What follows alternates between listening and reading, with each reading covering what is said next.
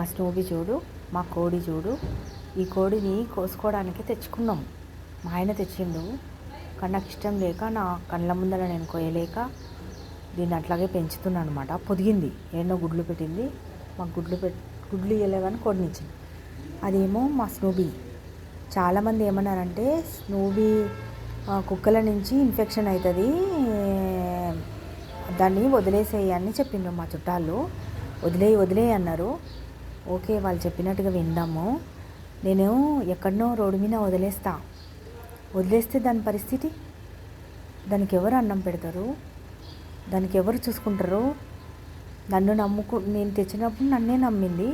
ఇప్పుడు దాన్ని తీసుకుపోయి నేను ఎక్కడైనా రోడ్డు మీద వదిలేసిన తర్వాత దాని పరిస్థితి ఏంది? దానికి అన్నం ఎవరు పెడతారు?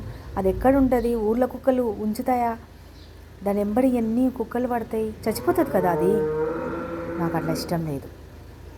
ఇంకొకటి, ఆవులు కూడా నేను అట్లా చెయ్యను, అట్లాంటి తప్పు పని. ఎవరెంత చెప్పినా దాని నుంచి, ఈ కుక్క నుంచి నేను చచ్చిపోతా అన్నా కూడా దాన్ని నేను ఇంట్లోనే పెట్టుకుంటా. నేను మాత్రం ఇయ్యను ఎవరికి. అది నేను చచ్చేంత వరకు అది ఉండాలి, అది చచ్చేంత వరకు నేను ఉండాలి. ఇదే నా పాలసీ. మీరు కూడా కుక్కల్ని అన్నీ చంపడం, కొట్టడం, విసిరేయడం, ఆ పని చేసిన నా కొడుకులని చెప్పు తీసుకొని తన్నాలి. వానికి ఇట్లా కాదు, సలాకి పొయ్యిలో పెట్టి మొత్తం పాతలు పెట్టాలి. అట్లయితే బుద్ధి వస్తుంది మా ఇంటికి. అసలు మీరు ఎట్లా పుట్టినరా? మీ అబ్బకే పుట్టినరా మీరు? తేడా ముండా కొడుకుల్లారా. నోరు లేని జీవులని శిక్షించకూడదు, బాధ పెట్టకూడదు. అర్థం చేసుకో.